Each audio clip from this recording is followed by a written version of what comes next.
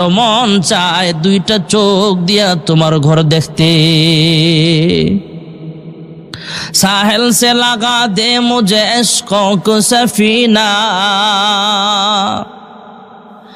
साहिल से लगा दे मुझे इश्क़ों को सफीना, दिखला दे मुझे मंज़र मक्का व मदीना।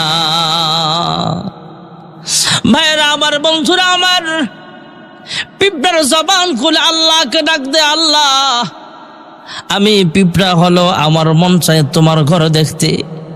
আল্লাহ পিঁপড়ার দোয়া কবুল করিয়া নিলেন। আল্লাহ তাআলা হেরাম শরীফের আশপাশে অনেকগুলো কবুতর থাকে, যারা হাজী সাহেব গিয়েছেন অবশ্যই দেখেছেন। কবুতরের আলাদা মাঠ আছে, হাজার হাজার কবুতরের বসবাস। একটা কবুতরকে আল্লাহ রেডিও মেসেজ দিয়া দিলেন, কুদরতি আওয়াজ দিয়া জানায়া দিলেন, হ্যাঁ কবুতর যাও যাও আরব সাগরের পূর্ব প্রান্তে যাও। কবুতরটা উঠতে উঠতে উঠতে উঠতে আরব সাগরের পূর্ব প্রান্তে আসলে যে ক্ষেতের মধ্যে পিঁপড়াটা বসবাস করে, সেই ক্ষেতের আইলের মধ্যে যখন নামলেন, মহান আল্লাহ আওয়াজ দিয়া জানায় দিলেন, হ্যাঁ পিঁপড়া, তোমার সামনে যেই কবুতরটা দেখতেছ এটা কিন্তু সাধারণ কোনো কবুতর নয়, এটা কিন্তু বাইতুল্লাহ শরীফের কবুতর। আমি আল্লাহ আমার দাওয়াতি মেহমান জাহাজ দিয়া, বিমান দিয়া, গাড়ি দিয়া বিভিন্ন ভাবে আমার ঘরের সামনে হাজির করিয়া দেই। আর আমি আল্লাহ হেরাম শরীফের একটা কবুতর তোমার কাছে বিমান হিসাবে পাঠায়া দিলাম। হ্যাঁ কবুতর, আমার ঘর যদি দেখতে চাও কবুতরের পা জড়ায়া ধরো, এই কবুতরটাকে বিমান বানায়া কিছুক্ষণের মধ্যে আমি আল্লাহ তাআলা তোমাকে বাইতুল্লাহর সামনে হাজির করে দেব। জোরে কোন সুবহানাল্লাহ। साहिल से लगा दे मुझे इश्क़ों को सफीना, साहिल से लगा दे मुझे इश्क़ों को सफीना, दिखला दे मुझे मंज़र मक्का व मदीना। ज़ोरे कोन आमीन। রাগ করলেন নাকি? যেই কথাটা বলতেছিলাম ভাইরা আমার, আমাদের মতো নাম দাম কামানোর হাজী সাহেব না, অরিজিনাল একজন মানুষ, পিওর একটা মুসলমান, বড় একজন বুজুর্গ মানুষ। তিনি হজ্জের সফরে রওনা হয়ে গেলেন, বিমানেও না, জাহাজেও না। কয়েকজনের একটা কাফেলা মক্কার পথে রওনা হয়ে গেলেন। জোরে কোন সুবহানাল্লাহ। যাইতে যাইতে এক জায়গায় যায় দেখে রাত্র হয়ে গেছে, এখন সেখানে তাদের তাবু গাড়লেন। হাজী সাহেবরা সেখানে অবস্থান করতেছেন, খানা পিনা খাবে, রাত্রি যাপন করবে। সকালবেলা একটু গ্রামের মধ্যে হাঁটাহাঁটি করতেছে সবাই, একটু পরেই সবাই হজ্জের পথে রওনা হয়ে যাবে। কিন্তু আল্লাহর গোলাম, অরিজিনাল আল্লাহওয়ালা, তিনি সার হজ্জের সফরে যায় নাই। সবাই চলে গেছে কিন্তু তিনি যায় নাই। না যাওয়ার পিছনে লম্বা একটা কাহিনী আছে ভাইয়েরা আমার। আল্লাহর বান্দা হঠাৎ করে তাবু থেকে বাহিরে বের হলেন। বাহিরে বের হয়ে রাস্তা দিয়ে হাঁটতেছে সকালবেলা। হঠাৎ করে তাকায় দেখে একজন মা, একজন মহিলা, সুন্নতে বোরকাওয়ালি একজন মহিলা দেখা যায়। আর নদীর কিনারা দিয়া কয়েকটা হাঁস ভেসে যায়, মরা হাঁস দেখা যায়। বড় বড় মরা কয়েকটা হাঁস নদীর কিনারা দিয়া পানিতে ভাইসা ভাইসা এক পাশ থেকে আরেক পাশে যায়। এই বোরকাওয়ালি বৃদ্ধা মহিলা আবার হাঁসের কাছে যায়। পানির নদীর কিনারায় গেলেন, খালের কিনারায় গেলেন। এই পানি থেকে মৃত কয়েকটা হাঁস, 2টা বা 3টা হাঁস হাত দিয়া উঠালেন। উঠায়া একটা ব্যাগের ভিতরে ভরলেন।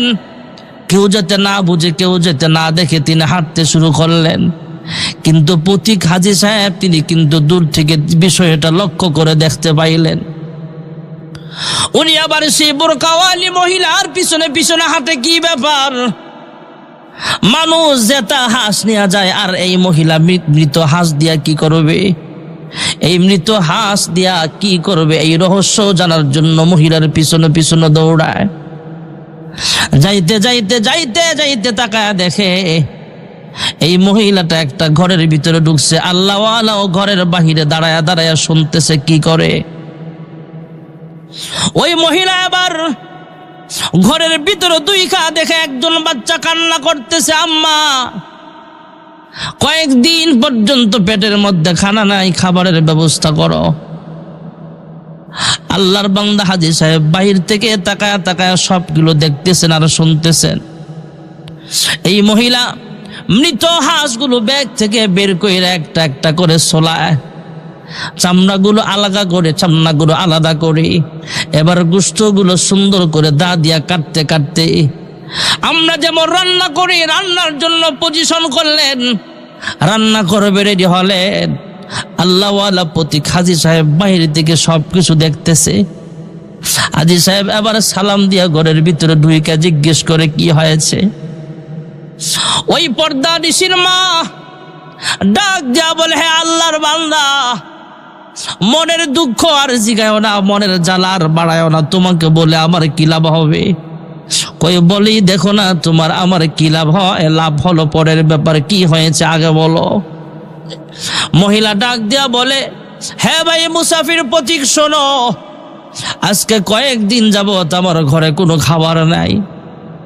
একটা বাচ্চা কানতে কানতে বেহুশ হয়ে ঘুমায়া গেছে, আর একটা বাচ্চা দেখো কানতে কানতে তার গলার মধ্যে আর কোনো আওয়াজই নাই, শক্তি হারায় ফেলেছে। যেহেতু পেটে খাবার নাই, কান্নার মতো শক্তিও আর নাই। আর একটা বাচ্চা খানা খানা খানা দাও, খানা দাও মা, এ মা খাবার দাও, এই বলে কান্নাকাটি করতেছি। আমি না খেয়ে থাকতে পারি, আমার সন্তানকে না খাওয়া কেমনে রাখি?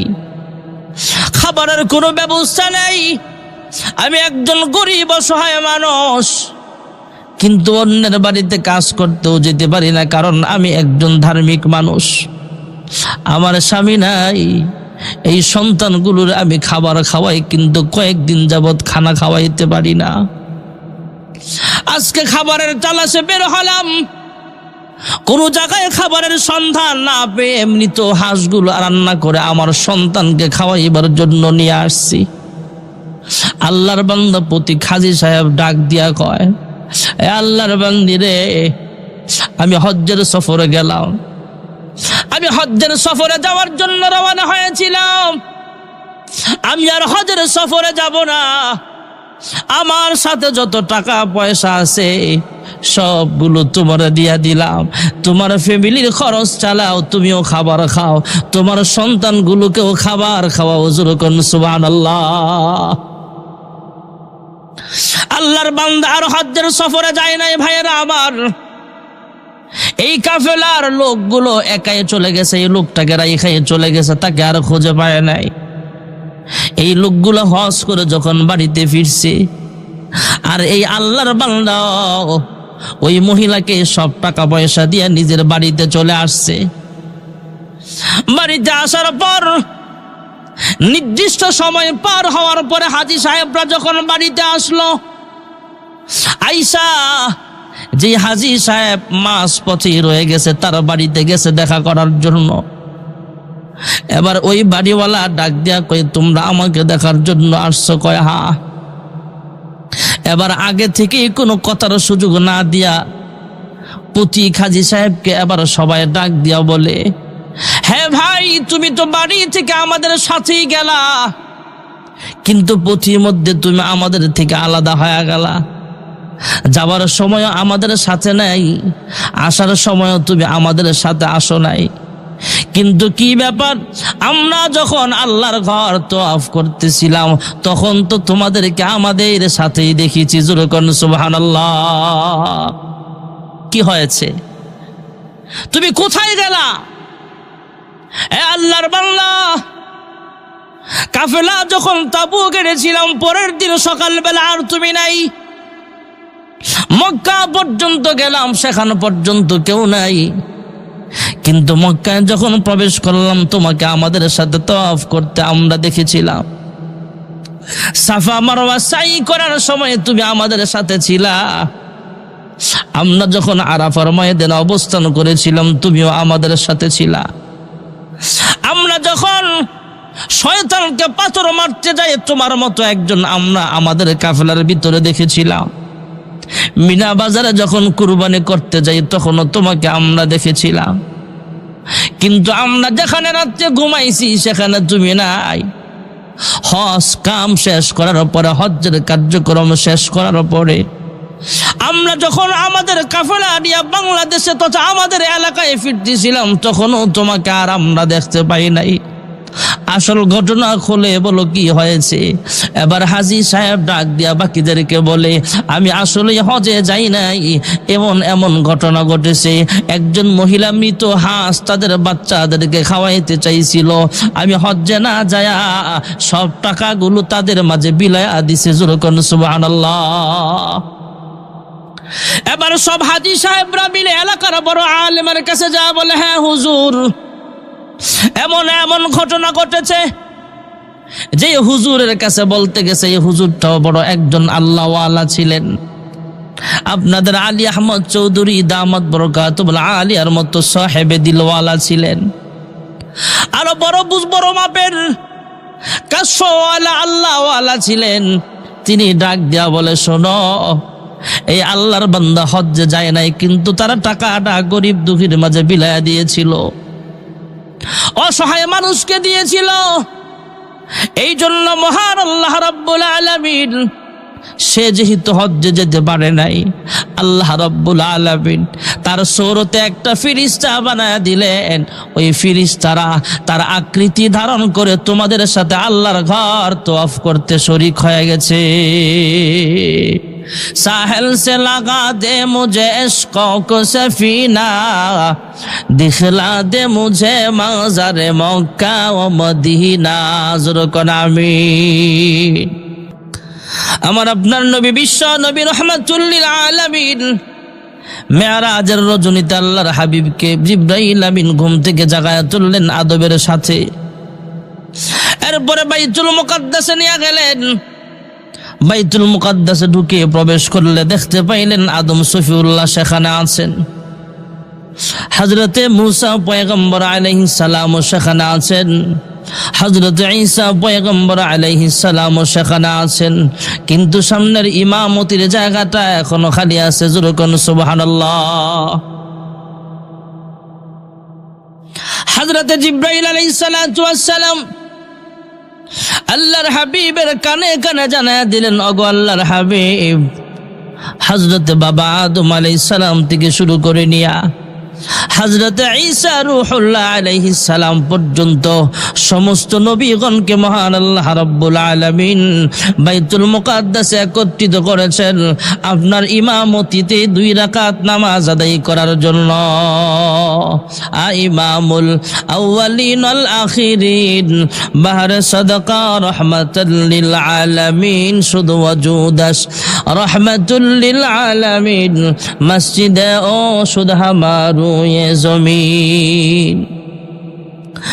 আল্লাহর হাবিব রাহমাতুল লিল আলামিন যে মসজিদে আকসা একত্রিত হয়েছিলেন, ভাইরা আমার, বন্ধুরা আমার, মসজিদ আকসার ব্যাপারে আল্লাহ কোরআনুল কারীমেও বলেন, সুবহানাল্লাযী আসরা বিআবদিহি লাইলাম মিনাল মাসজিদিল হারাম। এই যে আয়াত পড়তেছি আপনারা শুনতেছেন নিয়ত ছাড়াই, শুনছেন নিয়ত তো আগেই আছে। প্রত্যেকের আমল নামায় প্রতি হরফে 10টা নেক লিখা হয়ে গেছে। ওয়াজ মাহফিল লস নাই, লাভ আর লাভ। সুবহানাল্লাহ বলেন। সুবহানাল্লাযী আসরা বিআবদিহি লাইলাম মিনাল মাসজিদিল হারাম। প্রত্যেকটা অক্ষরে অক্ষরে 10টা করে নেক। সুবহানাল্লাহ বলে। মিনাল মাসজিদিল হারাম ইলাল মাসজিদিল আকসা الذي باركنا حوله لنريه من آياتنا إنه هو السميع البصير।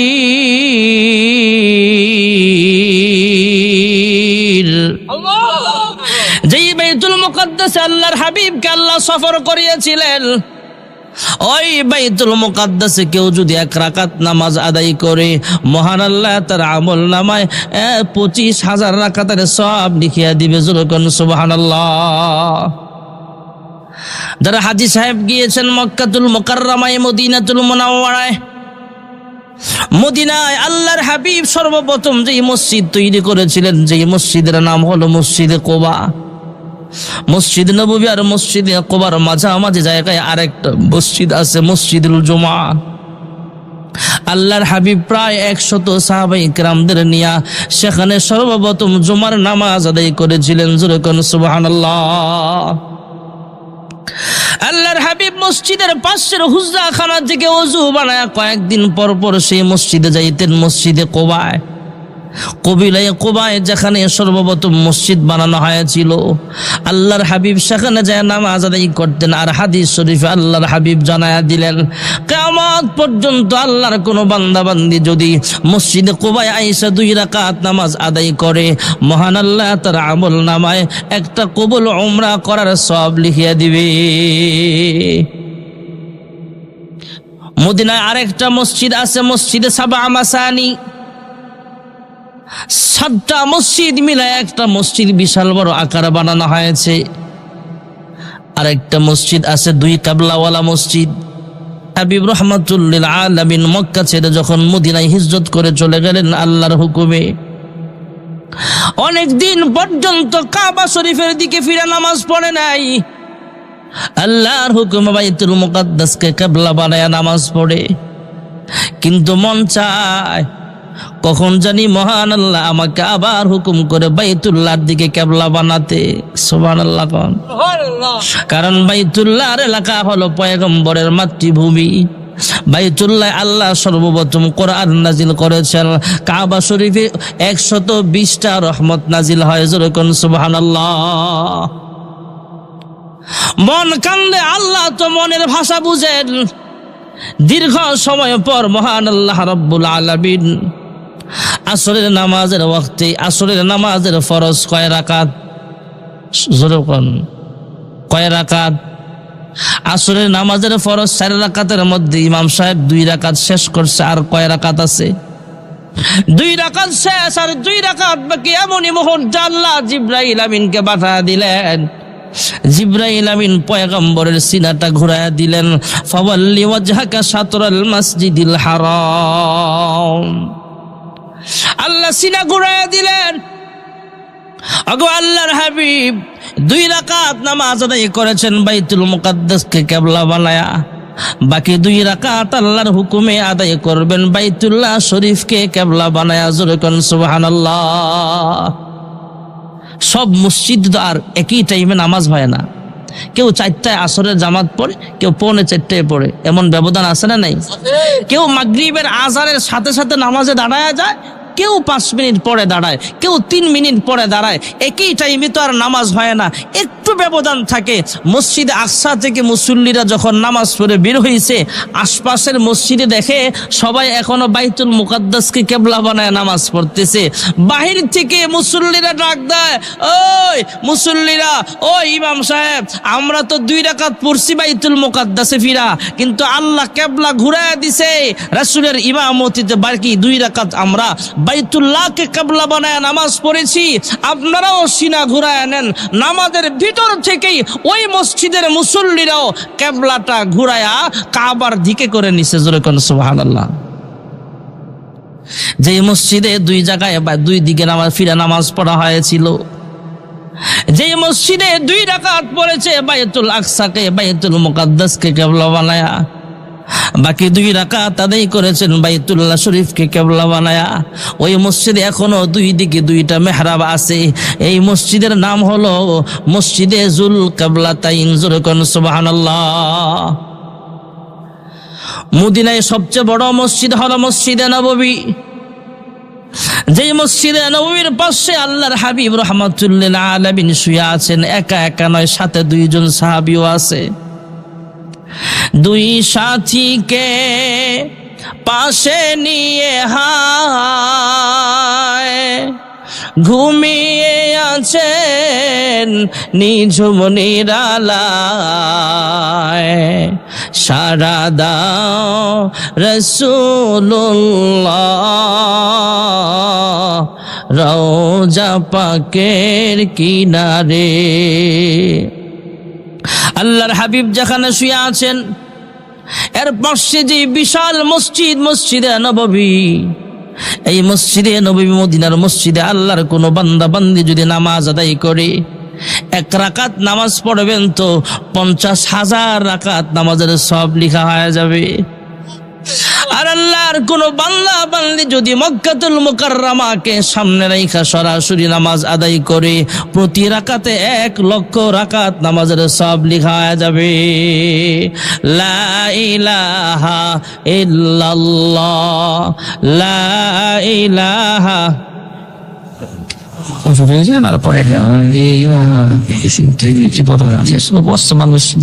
আসলে কি কালেকশন, এমনি কোনো কাজ নাই তো। লা ইলাহা ইল্লাল্লাহ মুহাম্মাদুর রাসূলুল্লাহ সাল্লাল্লাহু আলাইহি ওয়াসাল্লাম। ভাইরা আমার, বন্ধুরা আমার, আজকে যে আমরা এশারের নামাজ পড়লাম, 3 ধরনের মুসল্লি ছিলাম আমরা। সুবহানাল্লাহ, সুবহানাল্লাহ। একজন মুসল্লি যিনি নামাজ আদায় করেছেন সবার সামনে দাঁড়ায়া, যার নেতৃত্বে আমরা নামাজ পড়েছি, তিনি নাম হলো ইমাম সাহেব। সুবহানাল্লাহ না, আসলে আমার নাম কিন্তু ইমাম না, ওনার নাম কিন্তু ইমাম সাহেব না। ইমাম হলেন সাইয়্যিদুল মুরসালিন, ইমামুল আম্বিয়া, খাতামুল আম্বিয়া মুহাম্মদ আরবি সাল্লাল্লাহু আলাইহি ওয়াসাল্লাম, যিনি দাঁড়ায় কোথাও মসজিদে আল্লাহর হাবিব যখন ঢুকতেন, এখানে আর কাহারও ইমামতি চলে না। বাইতুল মুকাদ্দাসে ঢুকছেন তো সমস্ত নবীরা আছেন, কিন্তু কোন নবীর ইমামতি চলবে না। আল্লাহর হাবিব হলেন পৃথিবীর সবচেয়ে বড় ইমাম। যেরকম সুবহানাল্লাহ। তাহলে ইমামের দাম অনেক বেশি। যেরকম সুবহানাল্লাহ। আমরা এশারের নামাজ পড়েছি, ইমামের ইমামতির আগে একজন ইকামত দিয়েছেন, ইনিও কিন্তু মুসল্লি, কিন্তু উনি কিন্তু আলাদা পারসন। ওনার নাম হলো মুয়াজ্জিন, আসল নাম কিন্তু মুয়াজ্জিন না। পৃথিবীর মধ্যে সবচেয়ে বড় মুয়াজ্জিন হলো হযরতে কালো বিলাল। সুবহানাল্লাহ। দামি মসজিদ মদিনার মসজিদের মুসল্লি হলো সাহাবায়ে কেরাম, মুয়াজ্জিন হলো হযরতে বিলাল, ইমাম হলেন সাইয়্যিদুল মুরসালিন। যেরকম সুবহানাল্লাহ। হযরতে বিলাল হাফসি রাদিয়াল্লাহু তাআলা আনহু কালো একজন মানুষ ছিল, কিন্তু মনটা বড় ভালো। হযরত বিলাল হাফসি রাদিয়াল্লাহু তাআলা আনহু যখন আযান দিতেন, চতুর্দিকে 33 মাইল করে আযানের আওয়াজ শোনা যাইত। কষ্ট হইতেছে আপনাদের? রাত তো বেশি হয় নাই, অনেক জায়গায় তো 11:30টায় বয়ান দেয়। আপনারা তো মাশাআল্লাহ এশারের কাছাকাছি সময়, এশারের পর চলে আসছি স্টেজে। বিরক্ত হয়েন না, আল্লাহ শেষ পর্যন্ত থাকার তৌফিক দাও। যেরকম আমিন। হযরত বিলাল হাফসি রাদিয়াল্লাহু তাআলা আনহু কালো মানুষ, উনি মসজিদে নববীর মুয়াজ্জিন, কিন্তু মুসলমানের সংখ্যা আস্তে আস্তে যখন মদিনায় বেড়ে গেল, সুন্দর সুন্দর কণ্ঠওয়ালা মুয়াজ্জিনরাও যখন চলে আসছে, সব মুসল্লিরা মিলে ইমামের কাছে যায়, বলে ইমাম সাহেব। ইমাম জানি কেডা? আমাদের নবীজি। যেরকম সুবহানাল্লাহ। এই ইমাম সাহেব, হে ইয়া রাসূলুল্লাহ, ইয়া হাবিবাল্লাহ। হযরতে বিলাল এতদিন মুয়াজ্জিন ছিল, অসুবিধা নাই। এখন তো মুসলমানদের ভিতরে সুন্দর সুন্দর কারি সাহেব আছে। বিলাল আশহাদু আল্লাহ ঠিক মতো বলতে পারে না, জিহ্বায় সমস্যা হয়ে গেছে। তার মনিব তার জিহ্বার মধ্যে আঘাত করেছে, পেরাক মারছে, এই জন্য জিহ্বায় সমস্যা। সাহাবায়ে কেরাম বলে, ইয়া রাসূলুল্লাহ, ইয়া হাবিবাল্লাহ, এখন তো আমাদের সাহাবীদের মধ্যে বড় বড় কারি সাহেব আছে, কণ্ঠওয়ালা আছে। বেলালকে মসজিদে নববীর মুয়াজ্জিন থেকে রিজেন দিয়া সুন্দর একজন কারি সাহেব দিয়া আপনি আজান দেওয়াইলে তো পারেন। সাহাবায়ে কেরামদের বিভিন্ন কথার পরিপ্রেক্ষিতে আল্লাহর হাবিব রাহমাতুল লিল আলামিন একদিন এশারের নামাজের পর বিলালকে ডাক দিয়া কয়, হে বিলাল। আল্লাহর হাবিবের মন চায় না, তারপরও ডাক দিয়া বলে, হে বিলাল, ফজরের ওয়াক্ত থেকে আর তোমাকে আজান দিতে হবে না, নতুন আরেকজন মুয়াজ্জিন আজান দিবে। হযরতে বিলাল আল্লাহর হাবিবের জবান থেকে কথাগুলো শুইনা সামনে দিকে চলে গেলেন আদবের সাথে। সব সাহাবায়ে কেরাম ঘুমায়, কিন্তু এই আফ্রিকার কালো বিলাল ঘুমায় না। রাতের বেলা তাহাজ্জুদের মুসল্লায় দাঁড়ায় গেলেন, আল্লাহর কাছে কান্দে, আল্লাহ, আমি দেখতে কালো, এটা তো আমার দোষ না, তুমি আল্লাহ তো আমার বানাইছ। সুন্দর বানায় আল্লাহ, কালো বানাই কে? সুন্দরের মালিক যে আল্লাহ, কালো বানানোর মালিক সে আল্লাহ। এ আল্লাহ, আমি গোলাম, আমি ইচ্ছা করে হয় নাই, তুমি তো আমার গোলাম বানাইছ। আমার কি অপরাধ? আল্লাহর নামের জিকির করার কারণে আমার জিহ্বার মধ্যে আঘাত প্রাপ্ত হয়েছে। আমি আয় আল্লাহ, আমি গোলাম জাদা গোলাম, তুমি আমাকে মসজিদ নববীর মুয়াজ্জিন বানাইছো তুমি আল্লাহ। আমার মন চায় না মসজিদ নববীর মুয়াজ্জিনগিরি ছাড়তে। আল্লাহ, আমি আজান দেব না, এটা হতে পারে না। আল্লাহর কাছে কাঁদতেছে, আল্লাহ, আমি কেন মসজিদের মুয়াজ্জিনের চাকরিটা হারাইলাম? আমাদের সমাজের অনেক মানুষ হঠাৎ করে ধমক দিয়ে ইমাম সাহেব বিদায় করে দেয়, আছে না নাই? হঠাৎ ধমক দিয়া মুয়াজ্জিনকে বিদায় করে দেয়, কখনো করবেন না। কারণ মসজিদে নববীর মুয়াজ্জিন বিলাল যেভাবে কাঁদছে, ইমাম মুয়াজ্জিন যদি রাত্রে চোখের পানি ফেলে কান্দে, তাহলে কিন্তু আপনার অসুবিধা হয়ে যাবে, ঠিক না ঠিক? হযরত বিলাল তাহাজ্জুদের মুসল্লায় দাঁড়ায় বলে, আল্লাহ, আমি গোলাম জাদা গোলাম, এটা তো আমার কোনো অপরাধ না। কোন কারণে আমার চাকরি গেল আমি বুঝতে পারলাম না, আল্লাহ তুমি আমাকে মাফ করে দাও। ফজরের নামাজের সময় বিলালের চাইতে আরো একজন সুন্দর, সুদর্শন, দেখতে সুন্দর অনেক মানুষ সুন্দর আছে, কণ্ঠটাও ভালো, এমন সুন্দর কারি সাহেবের সুরেলা কণ্ঠে মসজিদে নববীতে ফজরের আজান হয়ে গেল। ফজরের জামাতের সময় কিন্তু পৃথিবীটা আস্তে আস্তে ফর্সা হয়ে যায়। গাঢ় অন্ধকার থেকে যখন হালকা অন্ধকার আসে, তখন ফজরের নামাজের আজান হয়। আজানের পর থেকে আস্তে আস্তে ফর্সাটা বাড়তে বাড়তে যখন হালকা হালকা ফর্সা হয়, হালকা হালকা অন্ধকার থেকে তখন ফজরের নামাজের সময় হয়ে যায়। সূর্য ওঠার একটু আগে ফজরের জামাতের সময় হয়। আল্লাহর হাবিব অপেক্ষায় আছেন, সাহাবায়ে কেরাম অপেক্ষায় আছেন। তখন তো আর ঘড়ি ছিল না। সূর্যের আলো যখন কাছাকাছি চলে আসতো, তখন ফজরের নামাজের সময় হতো, তথা সূর্য উদিত হওয়ার আগে ফজরের নামাজটা আদায় করা হতো। সাহাবায়ে কেরাম পেরেশান, আল্লাহর হাবিব পেরেশান, ফর্সা হয় না, ফজরের জামাতের সময় হয় না। হযরত জিবরাইল আমিনের আগমন ঘটে গেল, জোরে কোন সুবহানাল্লাহ। জিবরাইলের আগমন ঘটে গেলে আল্লাহর হাবিব জিজ্ঞেস করলেন, হ্যাঁ জিবরাইল, এখনো আলো আসে না কেন? এখনো সূর্য ওঠার সময় কাছাকাছি আসে না কেন? ফজরের জামাতের সময় হয় না কেন? জিবরাইল ডাক দিয়া বলে, ইয়া রাসূলুল্লাহ, ইয়া হাবিবাল্লাহ, মসজিদে নববী থেকে কেন এখনো আজান হয় নাই? আল্লাহর হাবিব বলে, হ্যাঁ জিবরাইল, অন্য দিনের চাইতে আরো কণ্ঠওয়ালা, অন্য দিনের চাইতে আরো ভালো মুয়াজ্জিন আজকে আজান দিয়েছে।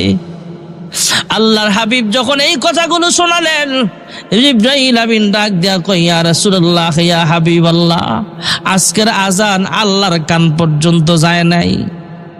সুবহানাল্লাহ, জোরে কও সুবহানাল্লাহ। ইয়া রাসূলুল্লাহ, ইয়া হাবিবাল্লাহ, আপনার জমিনের মুয়াজ্জিন হল হাফসি বিলাল, কালো বিলাল। বিলাল যখন আজান দেয়, আরশ আজিম পর্যন্ত এর আওয়াজটা শোনা যায়।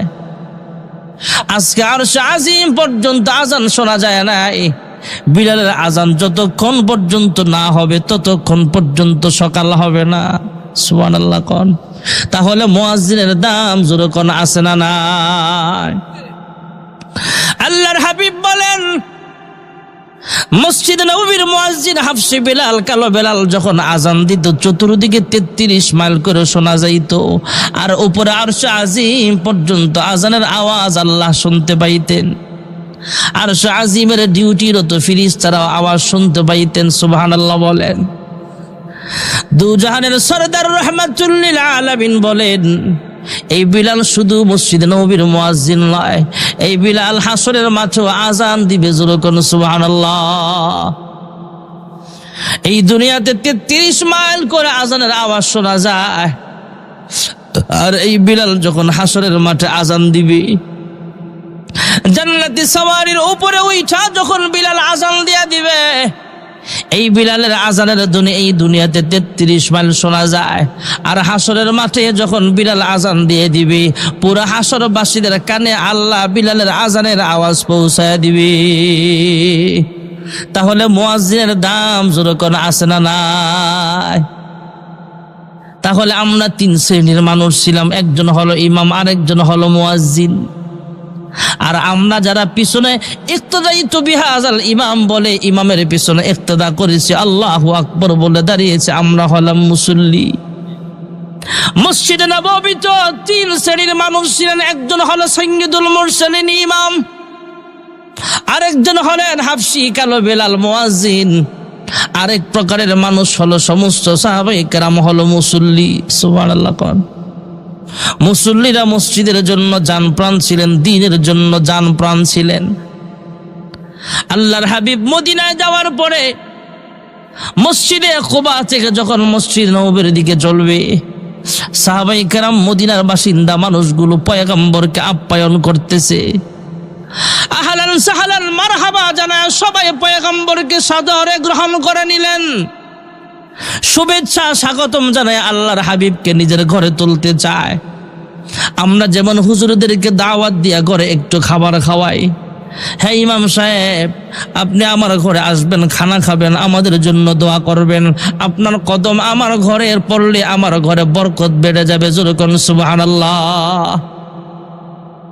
আমরা যেমন নবীর ওয়ারিসকে সম্মান দিয়ে ঘরে নিয়ে খাবার খাওয়াইতে চাই, মদিনার আনসার সাহাবায়ে কেরাম প্রত্যেকটা ঘর থেকে পয়গম্বরকে দাওয়াত দেয়, ওগো আল্লাহর হাবিব আপনি মক্কা থেকে মদিনায় আসছেন, আমরা বড় খুশি হয়েছি।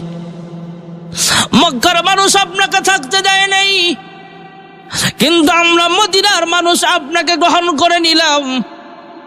দু জাহানের সরদার মদিনার ছোট্ট ছোট্ট বাচ্চাদেরকে কোলে নিয়ে আদর করে, আর সাহাবায়ে কেরামরাও তাকায় আছে। আল্লাহর হাবিব ডাক দিয়া বলে, এ মদিনার মানুষ, মক্কা আমার জন্মভূমি, কিন্তু জন্মভূমির মানুষ আমাকে থাকতে দেয় নাই, তোমরা ওকে আমার সাথে এমন করবা। মদিনার মানুষ বলে, ইয়া রাসূলুল্লাহ, ইয়া হাবিবাল্লাহ, আমাদের শরীরে বিন্দু পরিমাণ রক্ত থাকতেও আপনার উপরে কোনো আঘাত লাগতে দেওয়া হবে না। জোরে কোন সুবহানাল্লাহ। সবাই মিলে পয়গম্বরকে আদর করে ঘরে তুলতে চায়, ঘরে নিবার চায়। আল্লাহর হাবিব বলে, ও সাহাবীরা, আমার যানবাহনের রশিটা তোমরা আটকায়ও না, ওটের রশিটা ছেড়ে দাও। আল্লাহর হুকুমে এই উটটা যেখানে যায় দাঁড়াবে, সেখানে আল্লাহর হুকুমে সেখানে আমার বাসস্থান হবে। আবু আইয়ুব আনসারী রাদিয়াল্লাহু তাআলা আনহুর বাড়িতে যায় উট থামলে, আল্লাহর হাবিব রাহমাতুল লিল আলামিন এবার চাঁদা তুললেন তথা কালেকশন করলেন। ও সাহাবীরা কে আসো, কত টাকা দিবা, সামনে দাও। সবাই মিলে টাকা দিলেন। তৎকালীন জামানায় যা দেওয়ার সবাই মিলে আবু আইয়ুব আনসারীর হাতে দিয়া ওই মসজিদ নববীর জন্য ওই হুজরাখানাটা, ওই ঘরটা ওই মসজিদের নামে ওয়াকফ করে নিলেন। সুবহানাল্লাহ। এই মসজিদের নামে সাহাবায়ে কেরাম কালেকশন করতেন।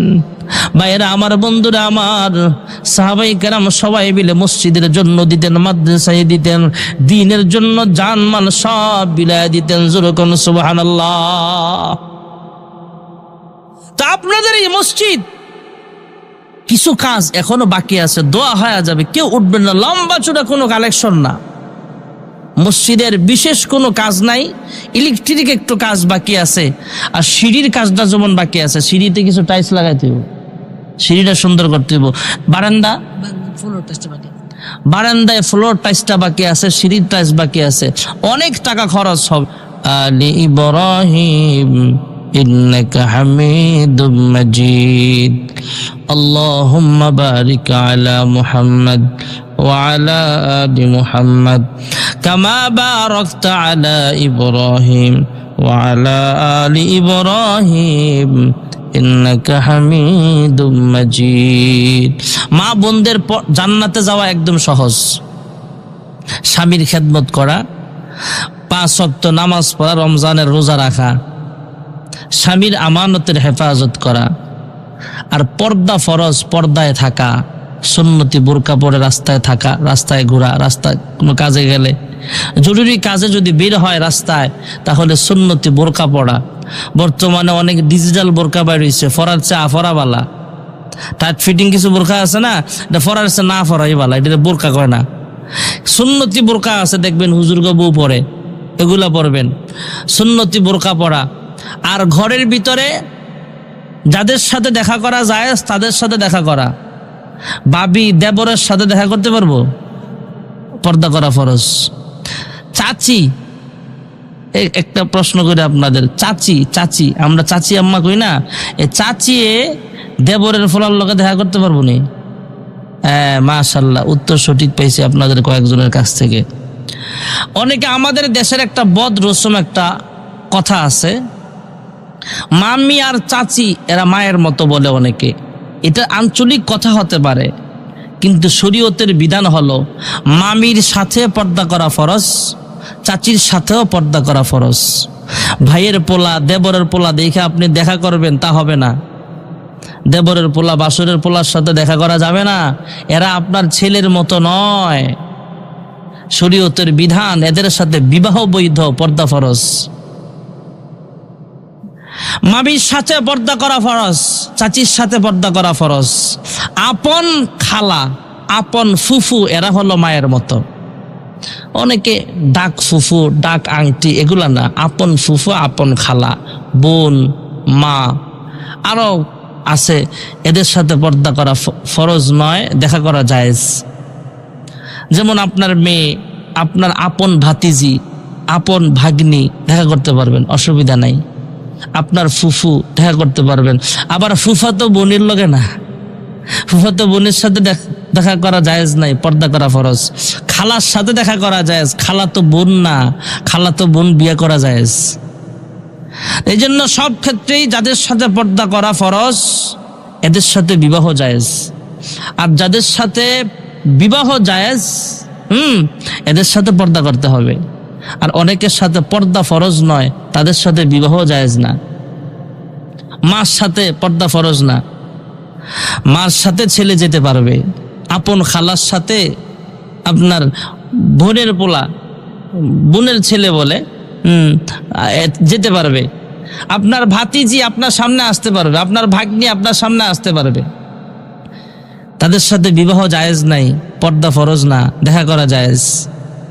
আল্লাহ তাআলা এই পর্দার বিধান, এটা ফরজ, এটা মানতেই হবে। নামাজ পড়া যেমন ফরজ, পর্দার বিধানটাও ফরজ। অনেক সংসারে তো নতুন ভাবি, অনেক সময় দেখা গেছে সমাজের কিছু মহিলা মাদ্রাসার ছাত্রী হঠাৎ করে একজন জেনারেল শিক্ষিতর কাছে বিবাহ হয়ে গেছে, হয়ে যায়, অনেক সময় ঘর মিলে হয়ে যায়, অসুবিধার কিছু না। হওয়ার পরে কি হয়, এই মেয়েটাই চায় শ্বশুর বাড়ির যা পর্দা করতে, কিন্তু শ্বশুর শাশুড়িরা যদি এই মেয়েটা ওখানে যায় দেবরের লগে দেখা না করে, শাশুড়ি উল্টা কয়, ও আইয়া ওই আমার ফোলার লগে হিংসা শুরু করছস। এমন আছে না সমাজে? খুব সাবধান। দেবরের সাথে ভাবি দেখা করা জায়েজ নাই। দেবর ভাবি এটা কাল সাপের মতো, কত আছে, ওই জামাইর চেয়ে বেশি দেবর রে ভালোবাসে, আছে না নাই? শালির লগে দেখা করা জায়েজ নাই। শালির লগে যদি দেখা না করে, শালি যদি দুলাভাইয়ের লগে দেখা না করে, এই দুলাভাই তো 3 দিন বাতি খায় না, আছে না নাই? এমন বহু দুলাভাই এমন আছে, শালি যদি সামনে না আয় খবর আছে। এই জন্য সাবধান। কত শালি আছে দুলাভাইরে পড়ায়া বন্ডি থুইয়া দুলাভাই লইয়া বাগে, আছে না নাই? আরেকটা কথা না বললেই নয়, আমি অনেক মাহফিলে এই কথাগুলো বলি, কারণ এগুলো জরুরি কথা। আরেকটা হলো উকিল বাপ। হুজুররা শরীয়তে কোনো উকিল বাপ আছে নাকি? এটা আমগো দেশের একটা রেজিস্টারের নিয়ম।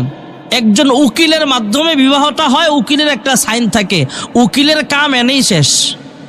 উকিল বাপ বলতে দুনিয়াতে কেউ নাই। উকিল বাপ, উকিল যে হয় তারা বাপ ডাকবেন কেন?